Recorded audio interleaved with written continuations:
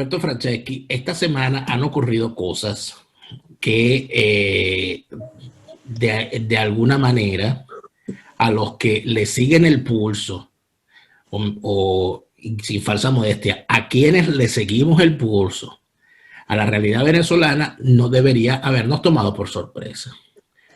Yo creo que una de las personas menos sorprendidas por los movimientos de Capriles debe ser Alberto Franceschi, que lo conoce desde su más tierna edad en la política, porque inclusive podría decirse que fuiste una de las primeras víctimas de las jugarretas para colocar a la fuerza y forzosamente, si es que cabe el término, a ese muchacho a la cabeza de instituciones. O sea, es como el muchacho del colegio al cual meten en el equipo de fútbol porque es dueño del balón, a pesar de que no juega, ¿no? Entonces, sí. Esto, a ti no te sorprendió nada de esto, ¿no? No, para nada. La carrera política de ese joven es un eterno ascenso hasta que se vio a las claras que Chávez no solo escogía su propio line-up de PSV, por supuesto, su dictadura, y él escogía también a la dirección de la oposición. Siempre fue así. A mí que me perdone el amigo Ledesma, pero él no hubiera sido todo lo notorio que fue, como te veo así una cara como de sorprendido. No, todo lo que fue en la... No sé para dónde vas, no sé para dónde vas. Voy a que Ledesma es alcalde de Mayor de Caracas porque Chávez manda a cepillarle a Polo López. ¿Bien? Y Capriles es gobernador después de haber sido electo y reelecto en Baruta, es gobernador de Miranda porque Chávez liquida a Enrique Mendoza. Esos son dos hitos particulares de su llegada a las grandes ligas. Y hay una elección primaria de la oposición en la que yo te conté que le había dicho a Diego Arria, él fue a pedirme que lo ayudara, y a Valencia. Entonces yo fui a Caracas, estuve allí como un mes y medio, 2 meses, y con la interrupción de las vacaciones de diciembre, que le dije que yo no volvía, y fue a Valencia a buscarme. Por favor, le dije, pero Diego, te van a apedrear, te van a sacrificar, pero como un conejo. No te metas en esa vaina. No, que yo creo, pero bueno, qué buena vaina. Y entonces le pasó eso, pues, ¿bien? Le pasó lo que le pasó. Imagínate que sería tal la sorpresa de Capriles el día de la votación esa, con este jovenzuelo, que siempre se me olvida el nombre de ese bien mezquino, uno que se le murió la mujer, que era de Víctor Vargas, banquero allí, de la MUD. Ramón José Medina. Ramón José Chico era con otros personajes allí, los cuidadores de los votos. Te podías imaginar qué podía pasar en esa elección primaria. Cualquier cosa. Entonces, como gran solución, la Teresa Albáñez, de triste memoria, dice que van a quemar las boletas. ¿Y por qué van a quemar las boletas? Para darle garantía que el voto sí era secreto. No, a ti te convenía también quemar la boleta para que no supiera cuánto era que habían sacado cada uno. Y se encuentra Capriles con que María Corina, que pintaba para los primeros lugares de aquello, primero o segundo lugar, o suponte tu parejo en el segundo, la mandan chico allá, menos de 100,000 votos, el ahijado del filósofo del Zulia, aquel tal Pérez, 500, 600,000 votos. Bueno, está bien. Ganó Capriles, pues ha podido ganar con 580 y el otro 550. No, Capriles se puso 1.900.000 votos, chicos. O sea, algo así como una cifra mágica que el gobierno escoge para de aquí en adelante este es el candidato de Chávez. Ahora, pero fíjate, yo compro por completo tus hipótesis o la introducción que has hecho de teorías conspirativas con respecto a esas primarias, porque yo estuve también en esa, yo estaba en la política en aquel entonces y creo, se lo decía a Neomar Hernández el fin de semana en nuestro programa de fin de semana, que ha sido la campaña más fuerte, o sea, la campaña más intensa que yo hice en mi vida. Esa primaria, porque ahora te quedan 3 cargos, alcalde, gobernadores, presidente, y era todo un tema. Pero hay algo particular, Alberto, es que el chavismo creó un imaginario según el cual ellos conceptualmente son algo. ¿Qué son? ¿Qué imaginario crearon el chavismo? Bueno, ellos son los representantes de los pobres, ¿verdad? Ellos son los representantes de los excluidos, los representantes de la patria.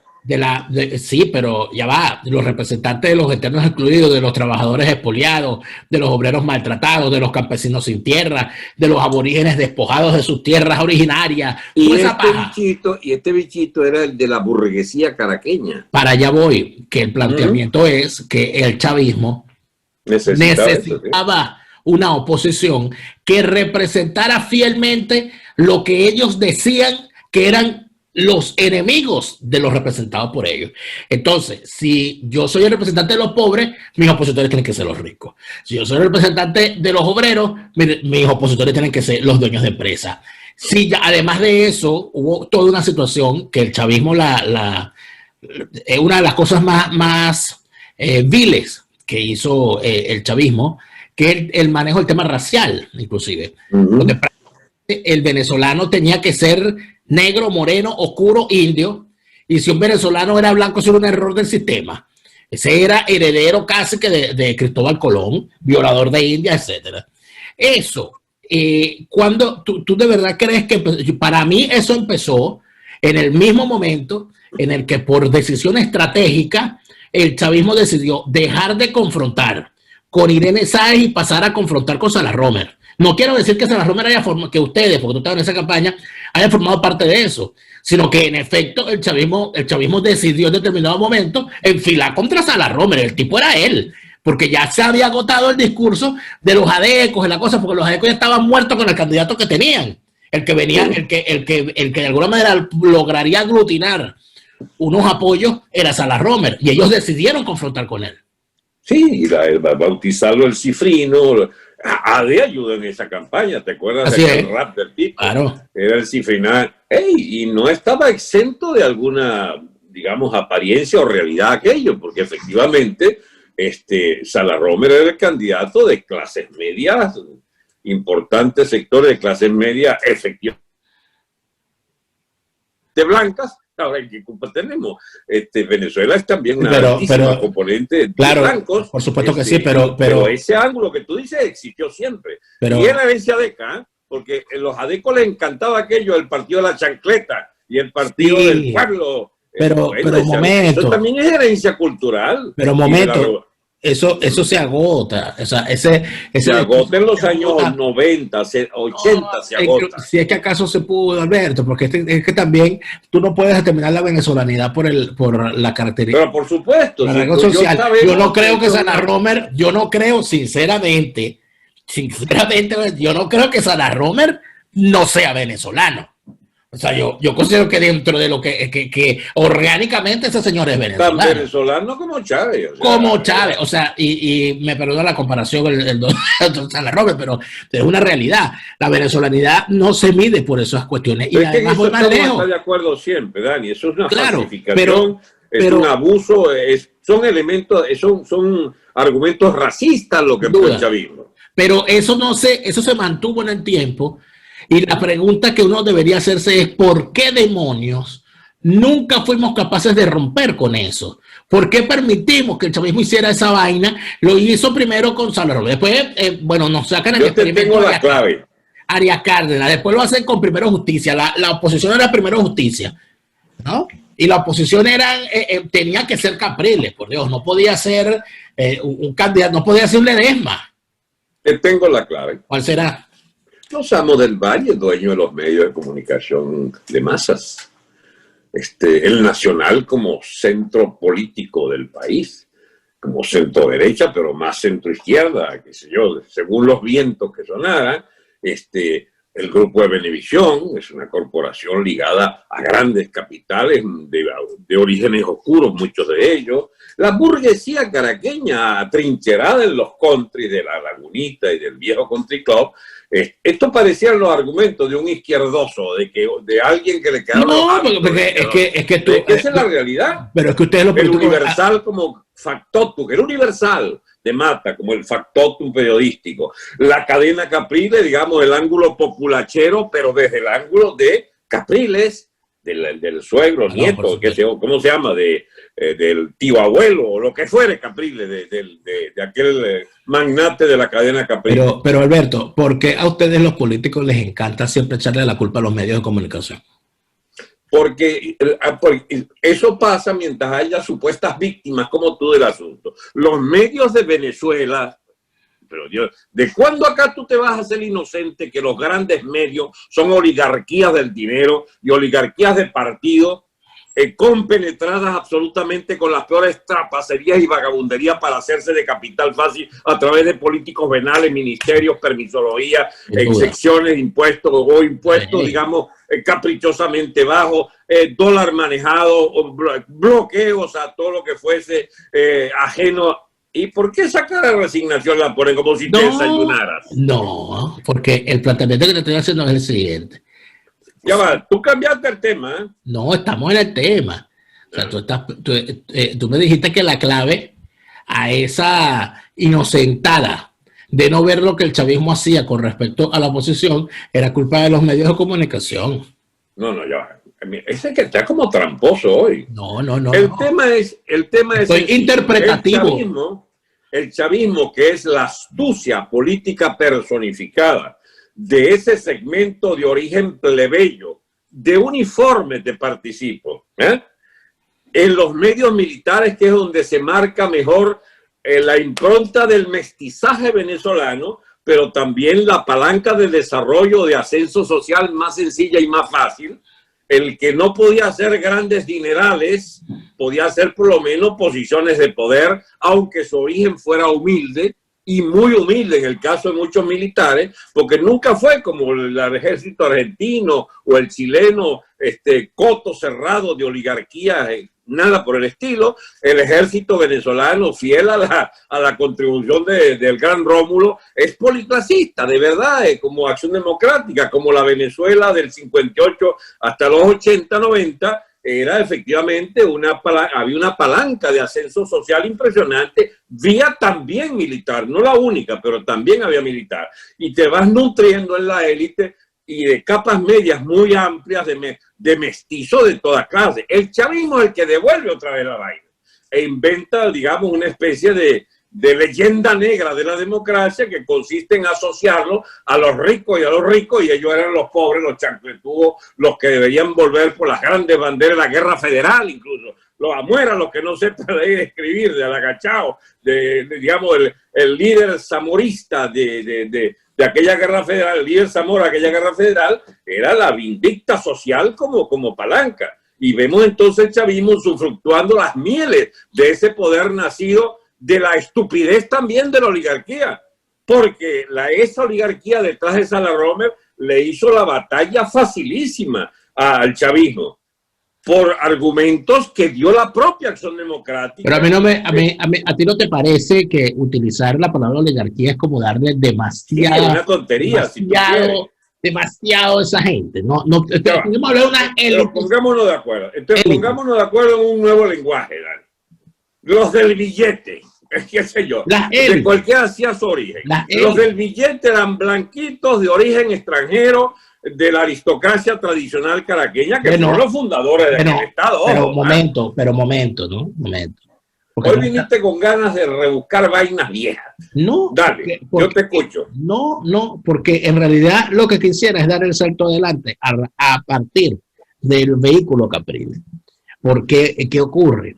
Que cuando Chávez utilizaba ese argumento de los oligarcas, de la oligarquía, se le daba una preponderancia a unos grupos económicos que no eran ni siquiera oligarquías internas, porque vamos a comparar cuál es la oligarquía más grande que puede haber en Venezuela, que los Mendoza de ellos a la Polar, comparámoslo con los Santo Domingo de Colombia, comparámoslo con cualquier oligarquía colombiana, y son unos minúsculos. El término oligarquía en el tema Venezuela termina siendo quizás una exageración dentro de lo que son simple y sencillamente grupos económicos con intereses. Pero esos grupos económicos con intereses, y es aquí donde quería llevarte, esos grupos económicos con sus intereses económicos son grupos económicos, son élites, pero estaban casados con el sistema político. Pero por supuesto. Y eran usufructuarios de ese sistema político. ¿Qué sentido tuvo? Es la gran enigma de todo esto. ¿Por qué demonios un tipo como Cisneros, unos tipos como estos banqueros emergentes, unos tipos como el propio Mendoza, como los Vollmer y otros, como los Bulton y otros muchos más, deciden avenirse a un proyecto como el chavista que estaba planteando la destrucción del sistema del cual ellos formaron parte? ¿Qué les pasaba por la mente? Eso yo no me lo creo. Porque el que manda es el billete. Esa es una burguesía, esa es una élite, o como quieras llamarla, con el menor sentido de país, de patria y de tradiciones. Esa es escúchame, gente que quiere dinero a cualquier precio. El origen de la fortuna Cisneros se nos explicó muchas veces que está originado en el narcolavado. La fortuna de Tinoco tenía las peores orígenes en las corruptelas de Estado en los años 60, 70.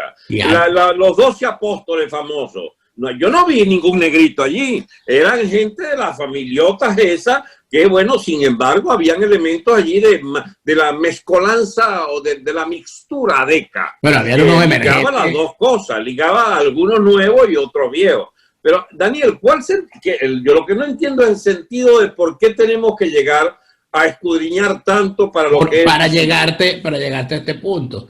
Esta gente se montó, y es la pregunta que vuelvo a hacerte, creo que no la hice claramente.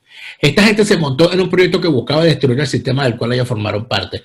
Nunca creyeron en eso, son antipatrias, son lo que son, han sido, escúchame, no hay nada más. Pero ven acá, pero un hombre como Cisneros, que le debe la mitad de su vida a Pedro Tinoco y la otra mitad a Carlos Andrés Pérez, no podía defender el sistema del cual formaba parte. ¿Por qué se sumó a la destrucción de ese sistema? Mira, pero es que has conseguido el más amoral de todo. Precisamente. Ahora. Claro. Es que es amoral. Antes de ser del otro sistema era un amoral que consigue que los billetes están por este lado y se pasa con armas y bagaje a este. Escúchame, yo recuerdo la noche, como si fuera en este momento, la noche del último día del último debate de Globovisión, entrevista estrella de Peñita, que se la hace a Salas Romer. Yo estoy en el estudio de Venevisión. Era tal la invectiva y la manía de Peña de destruir a Salas Romer aquella noche, queriéndolo poner como de patente adeca copellana, que representaba el riñón de todo el sistema. Es decir, por cuenta de Chávez, el candidato que la apoyaba, que Cisneros bajó de su torre, de su piso allá de la cumbre celestial de Globovisión a decirle a Peña, coño, cálmate. O sea, a vigilarle que dejara el acoso. Y nada, Peñita, que ya sabía que era su gran chance de convertirse en ministro y de representar al grupo en el Nacional y la directiva en Nacional toda en el nuevo gobierno, se jugó el todo por el todo, chico, y allí perdió Salas Romer. Si no había perdido, perdió esa noche. Pero que ven acá, en esa gran invectiva. No fue al final. Yo recuerdo bien la entrevista y fue de entrada, el tipo llegó como un Miura contra Salas Romer diciendo, y aquí estamos con el candidato de Acción Democrática y Copey, Enrique Salas Romer. Eso no fue al final, eso fue en el No, pero sí, exacto, pero digo al final de la campaña. Pero ahora ve lo siguiente. Volvemos entonces al punto ahora. ¿Por qué salga ese chiquero que no sé por dónde vamos? No representa ninguna vieja clase política, ninguna clase social. A Cisneros un advenedizo. El origen cubano está allí, batistero, etcétera, etcétera. Cisneros es un amoral completo y representó toda la peste de los años 70, 80, 90 y pretendió con Chávez hacerse de otra cuota de poder y no pudo explícitamente y buscó por vía Carter. ¿Tú sabías que Cisneros estaba hace poco en Brasil usando la embajadora de Guaidó allí una buena mujer, no sé, no recuerdo cómo que se llama, para que le buscaran una entrevista con ¿cómo se llama? Con Bolsonaro. La embajadora, debo decirte que yo se lo pregunté directamente a la embajadora María Teresa Velandria. ¿Qué te dijo? Y me negó dicha vinculación de ella con el señor Cisneros, al cual además me indicó que ella ni siquiera conoce. Bueno, escúchame, el chisme, como venía por la vía de el tal Roderick, que le había estado facilitando o que buscó facilitarle, y se ve que fracasó porque Cisneros perdió el viaje. Bueno, ella lo niega, pero más allá de eso, el punto, volvemos, permíteme salir. Lo que te quiero decir que es un tipo que sí, en este momento Cisneros está conspirando para ver cómo le pone la mano a más minas, a más dinerales, etcétera. ¿Qué es lo nuevo aquí? Perfecto, pero ¿qué es lo nuevo aquí? Lo nuevo es lo siguiente, que hay una opinión pública, venida menos, pero opinión pública al fin, que vuelve a caer en la trampa, lo que yo considero que es una trampa, de la valoración del salto de talanquera, ¿no? Yo me niego siempre a asumir que alguien salta la talanquera. A nadie le pagan para que salte la talanquera. Porque no hay talanquera. Porque eso desde el punto de vista de político, de contrainteligencia, de inteligencia, de infiltración, no tiene valor. Lo que tiene valor es pagarle a una persona para que se infiltre y permanezca allí, dando información y actuando en función de los intereses del enemigo. ¿A dónde voy yo con todo esto? Tú has logrado determinar, habiendo estado allí en el 98, 99, y habiendo estado todos estos años, ¿habrá manera de explicar a qué intereses reales, directos, responde Capriles como para que hayan metido tanto real en ese muchacho para llevarlo a diputado y a presidente del Congreso y para que ahora venga a sentarse nada más y nada menos que con la dictadura turca para una mediación en Venezuela? O sea, eso no puede ser casual, eso no ocurrió antier. No es casual, él es representante de esa capa de advenedizos de la gran burguesía caraqueña, Acción Electricidad de Caracas, su padre, etcétera, y sus tíos y primos y tal son operadores financieros, Coco, Capriles, Pelón, Capriles, etcétera, etcétera, la propia cadena, están emparentados todos, ¿bien? Todos están emparentados, esa familia de origen curazoleño parece, de origen israelí, pero no son practicantes al parecer, no son de origen israelí, hay una raíz judía por allí, pero no entiendo. Exacto, que no son ni practicantes ni mucho menos. Entonces, a ver, lo concreto es, hay una pupila de Chávez, una vez que Donald hace el negocio de ponerlo de presidente, mira, si alguien efectivamente conoce esa historia soy yo. A las 10 de la noche del 22 de enero me llama Donald Ramírez y me dice, mira, ya Sara Romer bochó todos mis candidatos, porque le tocaba era que Copey proponía y Sara Romer aceptaba. El único que me queda para presidencia de la Cámara de Diputados, que le tocaba a la oposición, según el pacto que habían hecho entonces, me dice Donald Ramírez. El único que tengo allí es un muchacho que yo hice elegir por allá por el Zulia, etc. ¿Y quién es ese? Capriles. ¿Capriles qué? Le digo yo. Me dice, Capriles Radonqui. El de las películas, el del circuito Radonqui, le digo yo. Y me dice Donald, sí, ese. Para serte sincero, ¿sabes lo que yo le respondí? Debe gustarle a Sara Romer porque ese es godo. Ajá. Llamo a Sara Romer y le digo, mira, Donald propone este muchacho así asado. Y me dice, ¿cómo se llama? Enrique Capriles. ¿Capriles qué? Le digo, Capriles Radonqui. Me dice, yo conozco a la mamá. Mañana voy a hablar con ella a primera hora. Eso es historia patria, Daniel. Historia patria. Y a las 8 de la mañana desayunó en esa cama. Y Capriles, desperezándose, digamos, de una noche como otras 1000 anteriores, no sabía el muchacho que iba a ser a las 4 horas, chico, iba a ser el segundo hombre del régimen, el tercer hombre del régimen de Venezuela, chico.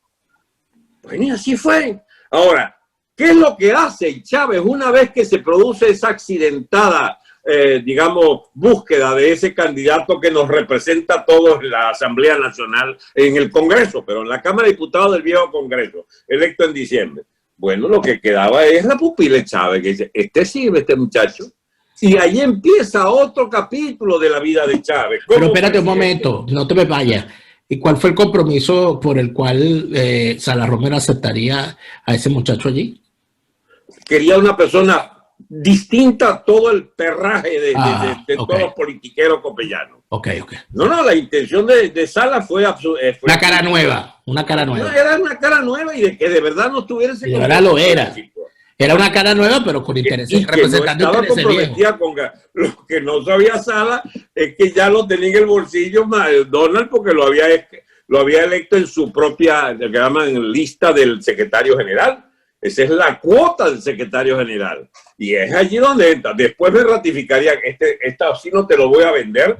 Altos jerarcas copellanos me ratificaron hasta la cifra de venta para que fuera ese muchacho parte de la cuota del secretario general. Te cuento algo. Yo tengo el relato de la persona perjudicada, el damnificado. Tú me contaste una vez eso. Claro, hubo un damnificado porque él lo meten de número 4 en la lista por el estado Zulia, número 5 que salía, y el que estaba en ese puesto que se lo había bregado era el secretario juvenil de COPEI en aquel momento, no sé si en Maracaibo o en el Zulia, que era un muchacho llamado Juan Pablo Guanipa. Mira las vueltas que da la historia y donde termina esto, ¿no? Así es. Donde terminan estas cosas. Venezuela es una cosa horrible cuando uno revisa estas historias. Mira, Dani, pues yo lamento que esta conversación que la gente también es verdad que les gusta esta vaina a la gente. No es que no me anoto que estemos hablando de un tema minúsculo, Alberto, porque yo vuelvo y te repito que a mí me parece una cosa espantosa que aquí se siga manteniendo. No, el problema es Capriles, viste, Capriles era un alacrán. Los demás no, los demás están echándole bola. Pero si esa es una pandilla, todo. Pobrecito Juan Gerardo está echándole bolas aquí para tratar y tal. Pero dentro de todo esto hay una gran situación que me perdona que te la saque, pero te lo tengo que sacar. Los representantes del gobierno de tu presidente candidato Donald Trump, hace una semana, cuando doña María Corina Machado... ¿Y quién te dijo a ti que yo soy doliente de alguien aquí? Pero permítame usted. Dice, me vas a sacar, que saca lo que quieras. Cuando a mí me llamó mucho la atención, a pesar de no estar de acuerdo con el contenido de la propuesta que hace María Corina Machado en sustancia y por otras circunstancias que no vienen al caso en este momento, a mí me llama mucho la atención que una persona sea capaz en la política venezolana de ir a reunirse, de escuchar los argumentos y decir, yo no estoy de acuerdo con eso, no te voy a acompañar y lo voy a hacer público. Y lo hace. Sí. Y lo hace. Sí. Y de los Estados Unidos reciba una reprimenda inédita en la historia de las relaciones diplomáticas entre Venezuela y los Estados Unidos. Un embajador metido a politiquear en Venezuela directo. Casi que el G4 más story. Claro, así es. Y que luego, a los 3 días, un tipo que no se reunió con Juan Guaidó, que no le dirigió una carta explicando las razones por las cuales no lo acompañaba, y que además de eso, ha sido compartísimo, con eso no ha sido María Corina Machado. María Corina Machado no ha sido una de las que se sentó en la mesa para escoger embajadores, para escoger colaboradores, ni para dictar... Dani, ¿cuál es el punto? Porque veo que vienes en fase. ¿Por qué los Estados Unidos está tratando con mano de seda al señor Capriles? ¿Qué está pasando aquí, Alberto?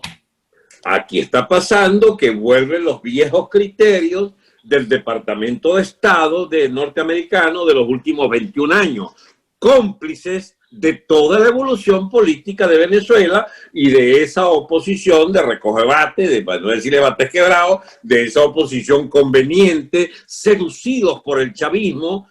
¿O es que tú crees que salió todo el personal responsable del Departamento de Estado de la connivencia con Chávez, Shannon, etcétera, etcétera? Dani, me conoces mal si crees que soy capaz de andar defendiendo la virginidad de Trump. No, chico, si el Estado americano es mucho más complejo. Trump tiene de adversarios ese Departamento de Estado y no necesariamente a partir solo de posiciones correctas.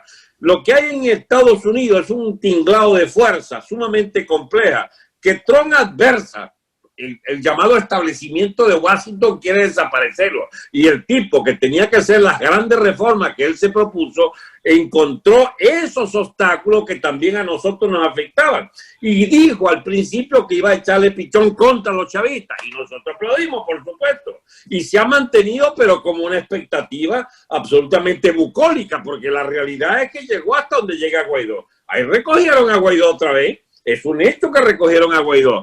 Y lo de Capriles, ¿será cierto que es solo una iniciativa de Capriles? No, chico. Debe haber una vocecita por ahí, aunque sea tenue, del propio Departamento de Estado que le dice, dele, mijo, no hay moros en la costa. Hay 2 políticas, o 3 o 5 del departamento. ¿Y quién te ha dicho a ti que Diosdado Cabello no esté operando también con un factor del Departamento de Estado? Hay de todo, chicos. Bolton no estaba con, ¿cómo se llama? Armando una vaina con Padrino. La política de Norteamérica es una política de gran potencia, de imperio, y esta zona de Venezuela afecta intereses directos, por lo tanto, se guían mucho por qué les puede convenir o no. Más aún, la política colombiana, tú no la has visto 3 años muy tibiona, a pesar de la oposición, y después no has visto 8 años de cabronería abyecta de Santos. ¿Y eso qué era? Era Obama. Y después, ¿cómo se llama? Duque. Es ese carácter melifluo un poco de la diplomacia. Hasta que viene este loco, de brutos que son, y entonces que apuntan misiles iraníes, y entonces agitan a Colombia. Pero si un ejemplo de, ¿cómo se llama?, de cautela ha sido la de Duque todos estos años. Ahora, yo no estoy aquí para hacer, digamos, ya va, Dani, mi interés en esto es arrojarle luces al análisis que nos permitan pensar que toda esta vaina depende de nosotros, que incluso el apoyo norteamericano es absolutamente probable, sí, pero es probable, no es seguro. ¿Y qué fue lo que hizo María Corina? ¿Qué fue lo que hizo? Apeló a que existe una hipótesis firme de que Estados Unidos ayude, y de Estados Unidos le vienen y la contradicen y le dicen, no cuente con nosotros, mi amor, nosotros estamos empatados en otra, no cuente con nosotros. Y le zumba este tipo, fulano Abraham, le zumba nada más, lo suyo es un realismo, un realismo mágico. Pero Dios mío, eso es inédito también. Es inédito. Ahí está. Es inédito, no solamente que es inédito, sino que es mentira. Porque cuando el señor dice que una acción militar de los Estados Unidos, considerarla con el régimen venezolano en los actuales momentos, el realismo mágico, está negando, yo no sé si el señor Abraham se enteró de que el gobierno del cual él forma parte, a través del Departamento de Justicia, del Departamento de Defensa y el Comando Sur, tienen desplegado una operación de cerco en el Caribe con no sé cuántos países aliados para cortar el suministro que le genera al régimen venezolano operaciones ilegítimas. Entonces, vamos a entendernos entonces, Dani, sobre que el Estado americano tiene 3, 4 políticas simultáneas, porque eso es lo que no se entiende precisamente. Pero entonces pareciera, no, lo que pareciera es que esto es un gobierno bananero. No, Dani, escúchame. Parece un gobierno latinoamericano. Hay una mano zurda, una mano siniestra. Pero aquí hay dos manos zurdas, aquí hay 2 manos zurdas. Sí, es cierto, Dani.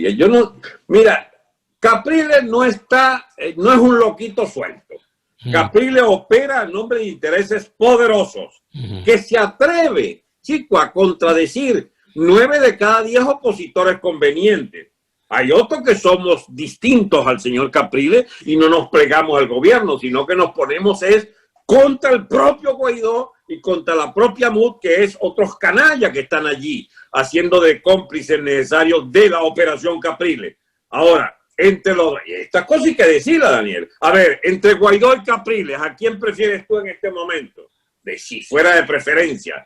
La posición más seria ahora pasa a ser Guaidó, preferido del Departamento de Estado, contra la abyecta operación de Capriles de ir a esas elecciones y de convalidar la continuación de Maduro en el poder. Eso no me hace guaidocista, me hace percibir de que hay opciones del Departamento de Estado cabronas, cabronísimas, ultra cabronas, etcétera, y algo, digamos, digna que debe quedar también un sector con el cual esperamos entenderlo en el futuro. Quiero introducir para la parte final de esta conversación, hay un argumento. Estamos empezando, ¿cómo va a decir que final? Hay un argumento que han lanzado estos laboratorios de manejo de daños. Control de daños. De control y manejo de daños alrededor de Capriles y de la jugada. Te hacen llegar a través de distintos, y le han llegado ya a varios, dando una explicación sobre el asunto. Y lo que están diciendo ellos, y haciéndoselo llegar a uno por distintas vías, es que todo esto responde a una posición de sensatez de Capriles ante la firme evidencia de que Donald Trump va a perder las elecciones. Están locos si piensan eso. Bueno, permíteme.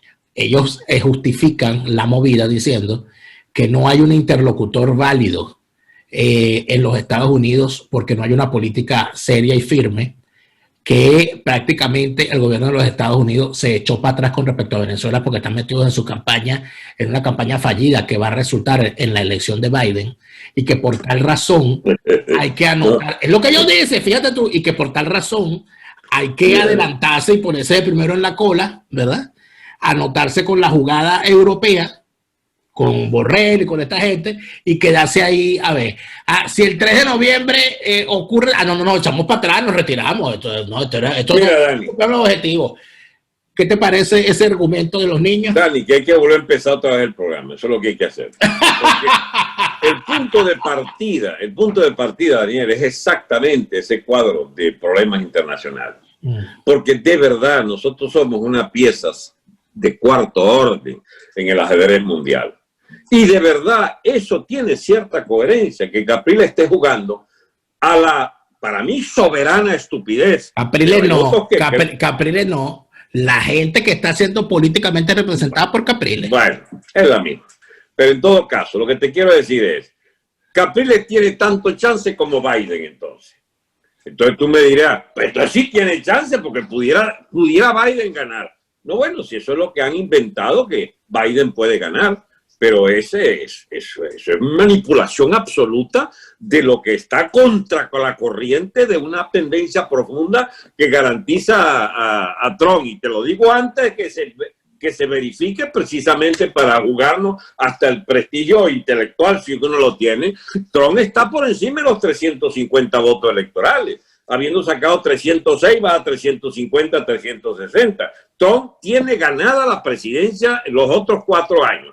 Eso no dice que Estados Unidos va a seguir jugando una política como la que ensayó con Venezuela en estos años con Guaidó, porque ha resultado un enorme fiasco. Ese tipo es un fiasco.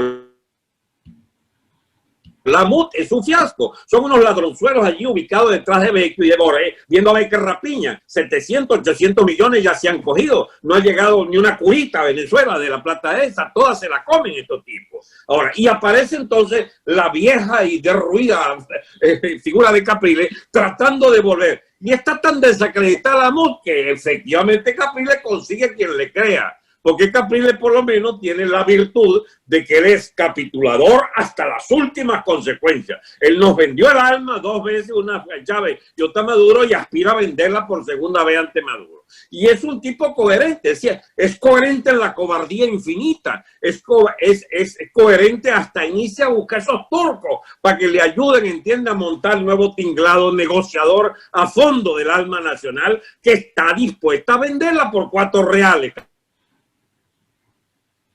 Es lo peor que hay, es la escoria de la política venezolana, pero es coherente. Los que no son coherentes son estos payasos de la MUD que tienen la piedra, esconde la mano, están contra, escúchame, tu amigo, ¿cómo se llama? Guaidó, arranca su presidencia negociando con Diosdado, chico. Y Diosdado lo descubre y dice que es un coco seco, pero él fue a negociar. Y ve que entonces que no tenía eco. Y armaron lo de Leopoldito el 30 de abril. Hay que tener riñones para montar una vaina con el bampón ese del tribunal y con Padrino, que la montó Bolton.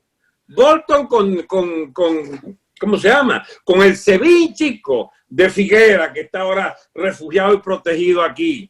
Los que mandaban militantes de Voluntad Popular desde el 10º piso, chicos, son los que armaban con Guaidó un gobierno, chicos, para Capriles, para Capriles, pues, para el joven Guaidó. Leopoldito y Guaidó. Esa gente, ninguno tiene salvación.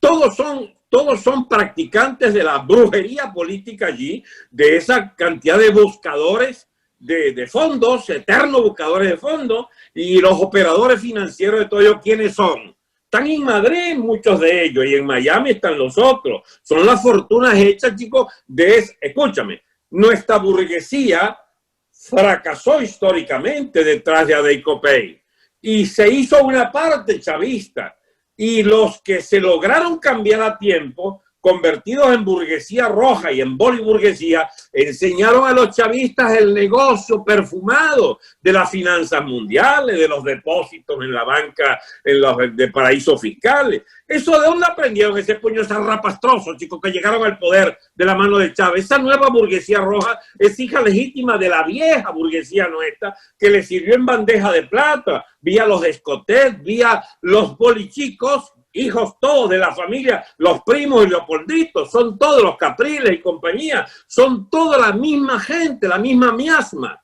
que ha resultado ser, chicos, los sepultureros de la nación. Mira, el tema de la reconstrucción de Venezuela se nos pone cuesta arriba, porque no hay élite venezolana que no haya sido venal. La que no es chavista es negociante intermediaria de las otras fortunas. Los que no son del arco minero son del arco de la corrupción bancaria, del narcolavado, etcétera, etcétera. Si el drama nuestro que viene para reconstruir Venezuela es que ¿dónde conseguimos nosotros la burguesía decente? Pues allá está escondida, pero está paliada y ¿cómo se llama? Y oculta detrás de los escombros eso de ese dominio histórico de esa clase política y económica que reinó por décadas, y lo que nos dejó fue la herencia de Chávez, chicos. Entonces, por supuesto que habrá reconstrucción, por supuesto que podremos encontrar venezolanos honorables, hay demasiados, Dani, pero no están en la gente que ha servido a la política, no están esos dirigentes de la MUD, ni en el caprilismo, ni en nada de eso. Cuando nosotros llegamos a la conclusión de que había que construir desde cero una corriente, y lamentamos que María Corina no nos acompañe en esto, que ella sigue insistiendo de alguna manera en ser como un puente intermedio, ahí tiene, digamos, su desconocimiento público como surrealista mágica. Bueno, chicos, ya es la hora en que María Corina, que es uno de esos bastiones de esa vieja burguesía que aún puede ser considerada decente, aún puede ser considerada un interlocutor válido para la reconstrucción del país, se requeriría que María Corina diera el paso completo, que es la denuncia de toda esa mugre de la MUD y de toda esa mugre del caprilismo. Pero el planteamiento, vuelvo con lo de los Estados Unidos, ese planteamiento, esa situación planteada con la respuesta de María Corina, con la evasiva al tema Capriles, con el tener que ratificar que sí, que bueno, que con Guaidó hasta la muerte, a los que mal pague, todo eso, ¿hacia dónde va la política de los Estados Unidos con Venezuela? Esta gente se equivocó, estamos en medio de un bahía de interinos. ¿O qué demonios? Bahía de interinos o Playa Guaidó, como lo quieras llamar. Dios mío, es un término muy complicado para la audiencia, digo. Mira, te lo digo porque uno se confunde y uno dice, oye, los Estados Unidos, ¿cómo que se equivocó con este experimento? ¿Cómo van a recoger? Chico, Estados Unidos, escúchame, de verdad, te hablo en serio cuando te dije debíamos comenzar el programa otra vez. Mira, ¿cuál es la política de Trump? ¿Alguien la sabe a ciencia cierta? El tipo ahora es amigo del gordito chico, pelo cepillado, ¿cómo se llama? Kim Jong-un. El tipo que nos presentaba a China como gran interlocutor, ahora quiere matar a esos chinos. Puede ir hasta una guerra convencional con China, chico, la dinámica de confrontación. Lo de Huawei, que vetó a Huawei, no terminará reconociendo a la Huawei y su posibilidad de disputar en el mercado americano de del 5G, etcétera. No se sabe. ¿Cuál es la política europea de Trump? Desenganchó de la OTAN casi completamente, se entiende con Trump, pero más bien es del ángulo inglés. Apoya el Brexit porque anda montando un gran acuerdo de libre comercio a fondo con Inglaterra y lo que era su espacio de la Commonwealth británica. Pero en definitiva, ¿cuál es la política de Trump?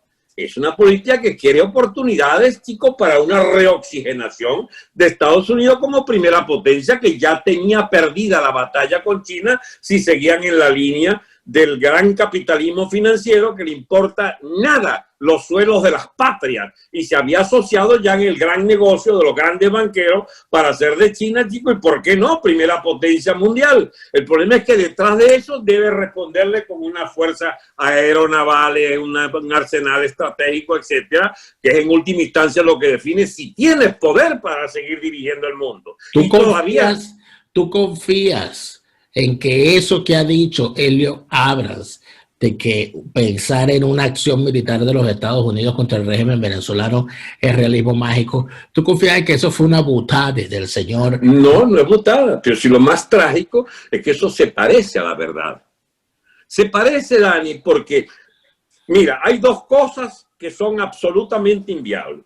Estados Unidos no se meterá y Estados Unidos solo hará maniobras diplomáticas y de bloqueo. Ya va. Bloqueo marítimo y bloqueo financiero son actos de guerra, Daniel. Que no vayan, marines van para allá, no van.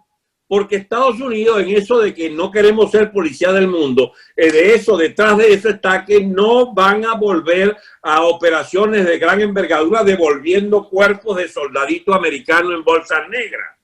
En la operación militar en esta etapa de guerras de última generación, Dani, es un problema muy preciso. Son 8 o 10 drones, son 8 o 10 misiles, digamos, desde alta mar a 300 kilómetros. De golpe le llega un misil a Miraflores o le llega a Conejo Blanco, allí a Fuerte Tiuna. Hasta ahí llega. Pero tú te imaginas el desastre que significa que le caiga un misil al alto mando o a la clase política reunida. Así no sería, porque sería muy impopular eso. Pero Maduro yo no dormiría tranquilo. Si me busco un pleito con Trump y Diosdado se busca... Ese coronavirus por cierto, quedó bien maltrechito el Diosdado. Ese coronavirus... Le dio el coronavirus más fuerte del mundo a Diosdado, ¿verdad? Carajo, lo dejó bien feo. Está como preocupante el asunto. Hasta uno se preocupa por él. Mira... Este es el mundo del envenenado ese. De Navalny, por eso, aparte de eso te digo otra cosa. Le conviene nada más, ¿a quién le conviene la desaparición de Diosdado Cabello del escenario? A Estados Unidos no le conviene. Yo se lo dije ayer en un programa. Diosdado Cabello puede ser un interlocutor, de acuerdo a lo que uno viene oyendo en el Departamento de Estado, no porque uno sea allegado, sino de las deducciones que uno saca de sus declaraciones. Chicos, si Shannon era amigo de Diosdado, Shannon iba allá, Maduro fue 5 veces a Miraflores. ¿Qué de extraño tiene que en estas volteretitas que da el Departamento de Estado vuelva Shannon a ser un interlocutor? Quizás no, ya no, pues está el papel quemado. Pero hay muchos que pueden cumplir ese papel de intermediario. Ya va. Y no anda Figueras por allí jodiendo, chicos. Figueras, el jefe que era del DGCIN y del SEBIN. Y anda por allí pontificando, de manera que aquí nada es extraño. Si a mí me dicen un día de esto, parece que el entendimiento es con Diosdado. Porque estas son políticas pragmáticas. Estados Unidos dejó hace tiempo los principios. Trump dice tener los principios. Trump está proponiendo, chicos, una política de enfrentamiento a este relativismo cultural que viene del obamismo. Trump estaría encabezando una especie de nueva cruzada, incluso con factores religiosos, que quisieran devolver a Norteamérica lo de la ley, el orden y la tradición cristiana. El tipo está empeñado en rescatar, por ejemplo, chicos, las policías están asediadas por los demócratas. Los demócratas quieren hasta quitar el presupuesto a las policías. Quieren que reine, chicos, digamos, la tontería esta de los ninguna tontería. Ese terrorismo, digamos, emboscado del Antifa y del Black Lives Matter, son gente que de verdad quiere pleitos internos. Y hay una vertiente de todo de factores norteamericanos, globalistas, un tipo como Soros, que traía una nube de inmigrantes que querían entrar a Estados Unidos, chicos, 10, 20 mil carajos en un solo día, y que querían reventar no el muro de Trump, toda la política inmigratoria de los Estados Unidos, plantearlo frente a situaciones de hecho.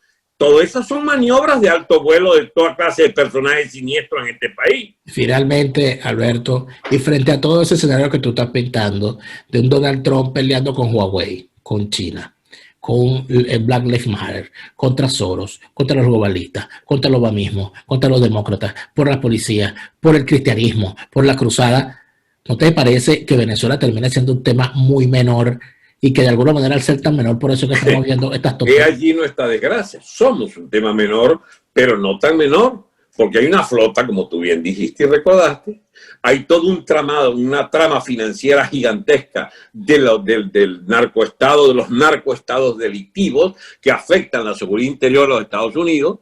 La política de Estados Unidos no puede sino enfrentar esa mugre del chavismo venezolano, debe prepararse para defender su principal aliado, que es Colombia, porque Colombia muere en los próximos 2 o 3 años si no abandona el escenario del chavismo. Es decir, hay toda una situación internacional que va a volver al término original que la planteó Trump. No queremos ni los sandinistas, ni los cubanos castristas, ni los chavistas en nuestro horizonte. Y América puede ser el primer continente de libertad del mundo. ¿Qué significa eso? Esa es la segunda parte de la presidencia de Trump. ¿Podrá cumplir eso? ¿Podrá cumplirlo? Bueno, lo va a cumplir, si lo va a cumplir, como cumplió lo del muro con México. Ya va, el muro lo han seguido construyendo. Bueno, ahí sí, ya ahí... Él iba a construir el muro en los primeros 100 días de gobierno, ya va para el segundo gobierno. Eso sí era una balandronada, yo no creo, pero sí está construyendo, el tipo construye centenares de millas todo año.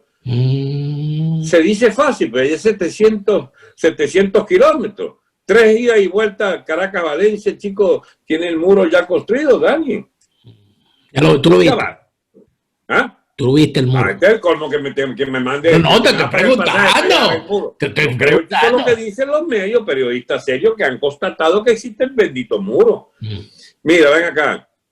La situación hoy más que nunca es que Estados Unidos deberá meterse en Venezuela. Es una tontería creer que desembarcan los marines y no sé qué vaina, y con como la película aquella del oeste que venía la caballería. No, así no es la vaina. Estados Unidos, luego de Vietnam, cambió drásticamente su enfoque en la guerra. Todavía en el Medio Oriente hizo cosas de mucha audacia, pero respaldado por unas cosas, pero infernales, de bombardeos previos y liquidación de toda capacidad de resistencia del supuesto enemigo a vencer, supuesto o real enemigo a vencer. Muy bien, eso tampoco es una cosa como la del Medio Oriente, pero que no se confíen los chavistas. Yo les puedo garantizar, no porque yo sea el dueño del botón militar de los drones, no se duerman en el mismo sitio mucho tiempo, porque después los puede sorprender un dron. No los adviertas, chicos, déjalo. Que duerman tranquilos, hay que decirle, duerman tranquilos en el mismo sitio. Dani, más que todo este lío que hemos armado hoy, lo que interesa saber es qué queda sano para la etapa que viene en nuestro país. Debe haber patria de nuevo. Debe haber orden y debe haber, chicos, una capacidad para limpiar Venezuela de delincuentes de todas clases, empezando por los cisneros y los bicharracos esos bolichicos y las odiadas fortunas nacidas de la estafa masiva de miles y miles de millones de dólares. Esa gente hay que execrarla y mandarla por aviones completos, chicos, porque muchos de ellos están vinculados a tráfico ilegal de divisas y a tráfico, a blanqueo de capitales de la droga, etcétera. Toda esa mugre que mandársela a los yanquis si la quiere, y si no, hace cárceles especiales con ella. El saneamiento para el nuevo Estado venezolano tiene que ser efectivo y real si queremos país, Dani. Si no, olvidémonos de eso que se llamó Venezuela. De eso que se llamó Venezuela. Así es. Bueno, no te veo optimista. Yo sigo siendo muy optimista. Yo no soy ni optimista ni pesimista. Yo trato de ver, de llevar un día a la vez y de ir analizando en función de los acontecimientos. Ya tú ves, ahí no nos parecemos. Yo pienso algunos días adelante, por lo menos. Bueno, qué bueno. Por eso que se puso la corbata hoy. Está pensando ya en las puertas de Miraflores. Yo no, yo estoy pensando en que todavía, No, a mí me bastaría saber si tú sigues apoyándome o no. ¿en qué? En la perspectiva, no de Miraflores, de la presidencia de facto. Usted va a ser presidente, usted va a ser presidente de facto. De facto, si no es imposible, ¿qué va a hacer? ¿Cómo le va a ganar yo a 1.000 millones que le metan los bolichicos y Cinero y toda esta gente y los boliburgueses a una campaña electoral? ¿Tú crees que se puede ganar una campaña electoral con estas estafas de las máquinas? Pero que, bueno, habría que hacer un tercer programa, pero yo lo que te digo sinceramente es que me parece que ningún proceso político venezolano posterior a la salida del chavismo del poder podrá llevarse a cabo si se dejan intactas las estructuras. Hay que molerlas. Políticas, todas, militares y económicas que sostuvieron y usufructuaron el chavismo. Y eso pasa, eso es correcto. Y eso pasa fundamentalmente por esa organización de apoyo a la criminalidad que es la organización Cisneros. Muy bien. Todo eso es así. Pero la presidencia de facto más bien es lo que conviene, Dani. Porque es el punto de partida de la reconstrucción del Estado, de dinamitar el Estado actual. Cuando lleguemos al río cruzaremos el puente. El problema es que la caída inminente del chavismo, que en más de una ocasión en los últimos 3 años, muchos sentimos que, oye, la cosa como que está de otro color. En este momento no es así. De repente es una ilusión como esas. Yo creo que esa es una ilusión. Yo te espero al otro lado del río. Es como la sayona. O como el silbón, que se escucha el silbido cerca porque está lejos, y se lo escucha lejos porque está cerca. Entonces, de repente ahorita estamos más cerca, y por eso que mira, el chavismo se parece a Diosdado. El chavismo no ha sido suficientemente evaluado en los últimos días porque el humo que deja la chamusquina dentro de la oposición nos permite ver que dentro del chavismo está ocurriendo un fenómeno de mutaciones y de rebatiñas bastante peligrosos, que inclusive lleva muertos.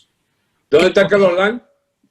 ¿Y quién mató a este poco de chavistas en los últimos días? Que si periodistas, dirigentes, concejales, gente que aparece de repente, ¿no? Porque andan personajes como Trapielo escribiendo sus tweets diciendo a quien puede interesar, yo no me voy a suicidar. Mira, Dani, perdón, dejando clara cosa. Perdona que meta una cuñita. He venido sosteniendo que van a terminarse matando ellos a tiro y abriendo las brechas del destino final de este régimen. Esa es mi más cara esperanza. Como diría una abuela, amén. Que los ángeles digan amén, don Franceschi. Muchas gracias. Hasta pronto.